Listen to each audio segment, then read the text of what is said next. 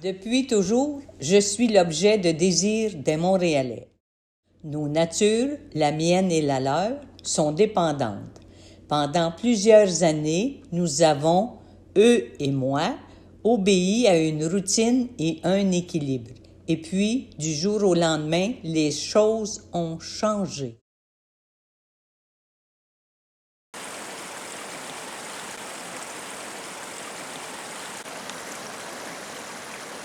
Les eaux sont puissantes et majestueuses et baignent ce qui va devenir Montréal.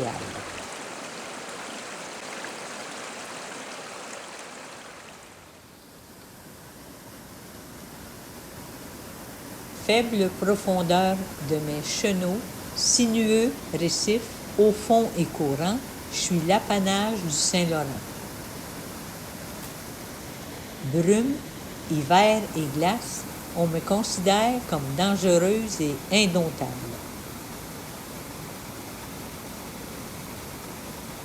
Champlain, fondateur de la Nouvelle-France et cartographe de talent, me scrute et me dessine. Quelques années plus tard, ceux qui s'établissent sur mes berges me craignent. Je suis profondément sauvage.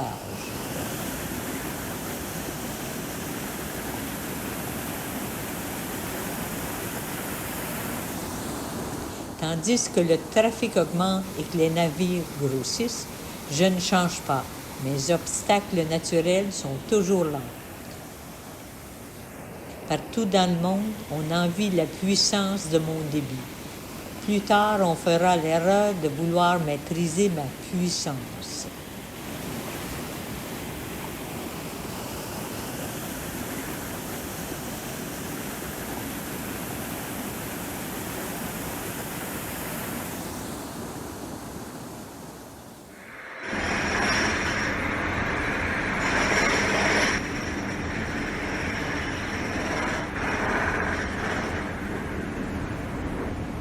Depuis longtemps, les humains modifient ma forme selon leur vision.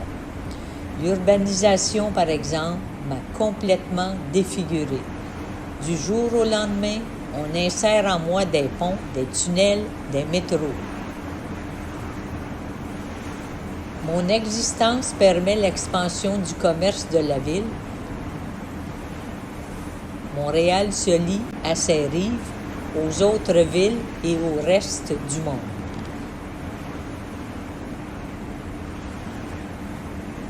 Je suis traversé à chaque jour par des milliers d'humains qui me parcourent en long et en large. En chemin, ils oublient que je coule sous leurs pieds, que je les fais avancer.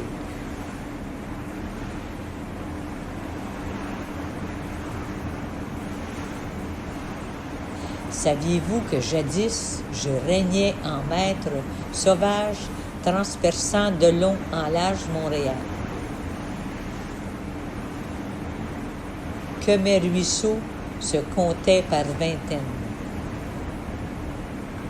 Désormais, mes ruisseaux sont enfouis sous terre et ils constituent le réseau d'égouts. Loin des yeux, loin du cœur, mes ruisseaux et mes rivières servent à changer le mal de place.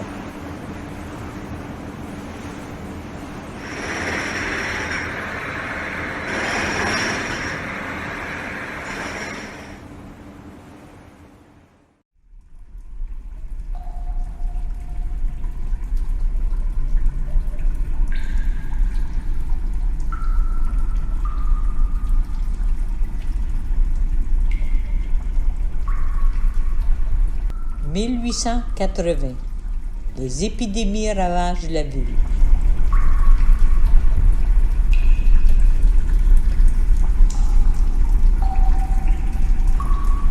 Ma souillure, ma précarité en sont coupables.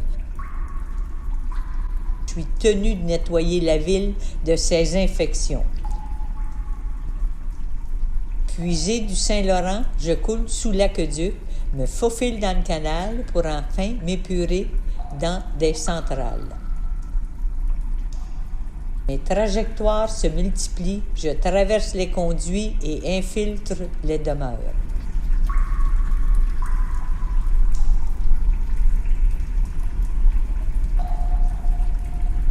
La bourgeoisie profite de stations balnéaires telles que Cacouna, Tadoussac, Métis-sur-Mer ou Murray Bay. Tandis que la classe ouvrière baigne dans le fleuve Saint-Laurent ou canal Lachine à la vue des passants.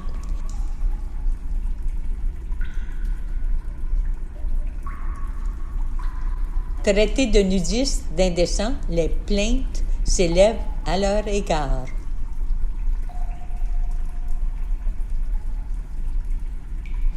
La baignade dans mes bassins est interdite.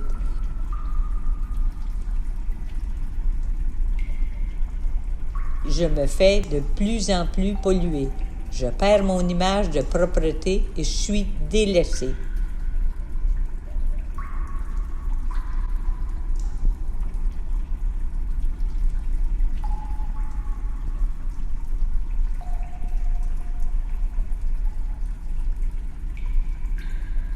Sous forme de petites baraques militaires, je sers, classe ouvrière, des bains d'été en bois à Hochelaga, Centre-Sud et Pointe-Saint-Charles.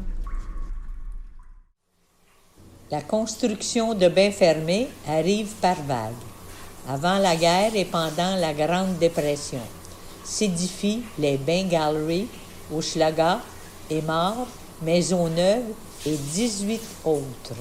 Enveloppés de briques, ces bâtiments à l'allure industrielle nettoient, chauffent et rassemblent les corps d'ouvriers sur lesquels je dégouline.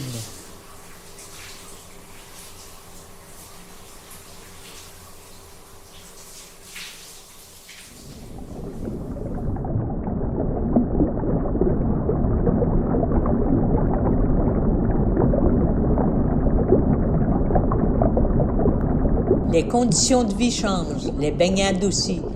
De leur nature hygiénique, elles se tournent vers la récréation. Les bains sont hôtes de galas aquatiques, de clubs de natation, d'amusements nautiques.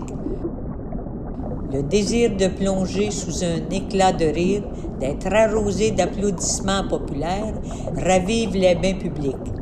Les femmes d'un côté, les hommes de l'autre. Le code vestimentaire et les règles de l'Église peinent à noyer la décadence aquatique.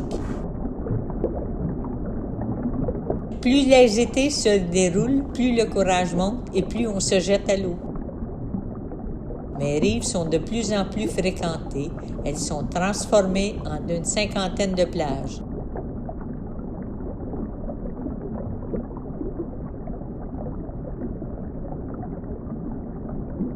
Les sportifs s'entraînent avec le Montreal Swimming Club. Les audacieux achèvent la traversée du Cap Saint-Jacques. Les plus paisibles baignent au soleil. Puis les discours changent, la rumeur court. On me dit soudainement sale, pollué, impropre à la baignade.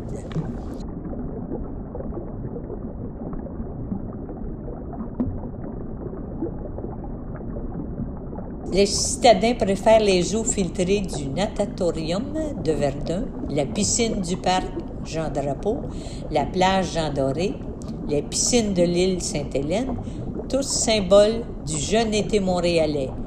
Les piscines extérieures rassemblent les baigneurs d'hiver sous la chaleur métropolitaine. C'est la moitié du 20e siècle. Les Montréalais s'étalent, les banlieues affluent, les salaires augmentent, chacun se replie sur son intimité et les quartiers regorgent de bains privés. L'hiver, la moitié de l'année, flocons de neige et bassins gelés, cela ne change en rien le désir de faire une croix sur ma nature sauvage et de m'entasser dans des piscines privées.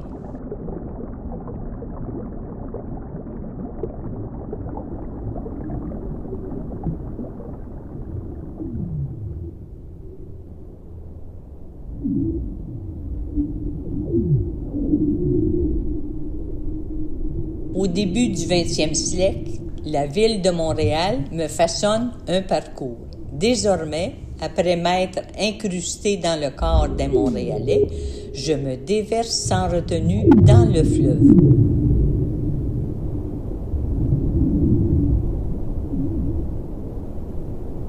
Les résidents de Montréal s'en indignent et ceux des autres localités aussi. On ne peut plus me consommer librement, je suis devenu toxique.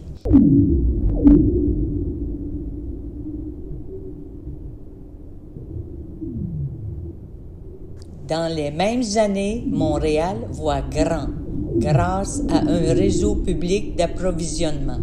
Je pourrais passer de localité en localité en me faufilant dans les sous-sols de ma ville. Je pourrais abreuver les uns, laver les autres, et ce, sans obstacle.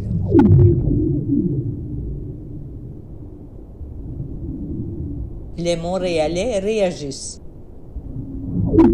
Ils n'aiment pas mes nouvelles teintes, mes nouvelles odeurs, mon goût âcre sous leur langue lorsqu'ils se baignent. Lorsque Québec bâtit une centrale hydroélectrique sur ma rivière, la pollution m'asphyxie davantage. J'inonde les riverains, je force des habitants, les mêmes qui nageaient en mon sein, à quitter leur terre.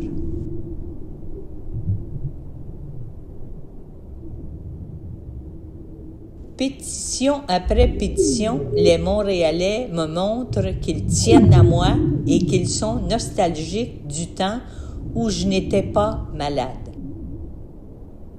Les Montréalais rêvent d'eau fraîche, de vacances et de loisirs. Les municipalités d'Antique, de Montréal-Nord et de Rivière-des-Prairies sont particulièrement sensibles à mon sort puisqu'elles subissent mes effluves nauséabonds. 1930, les pétitions se comptent maintenant par milliers. Les pêcheurs vont au front et déclarent que mes richesses sont en péril et qu'eux aussi. What's killed fish today may well kill us tomorrow. Paradoxalement, l'été, on prend d'assaut mes plages et mes berges, comme si l'envie de s'immerger en moi était plus fort que les risques. Le temps s'écoule et je vois passer des centaines de projets me concernant. Je retrouve tranquillement ma splendeur au grand plaisir des Montréalais.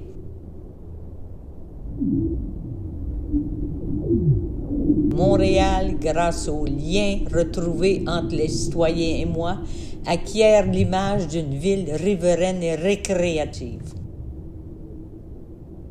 C'est sûr qu'il y a encore du travail. Je pourrais être plus accessible et je connais plusieurs plages et berges que j'aimerais faire découvrir aux Montréalais.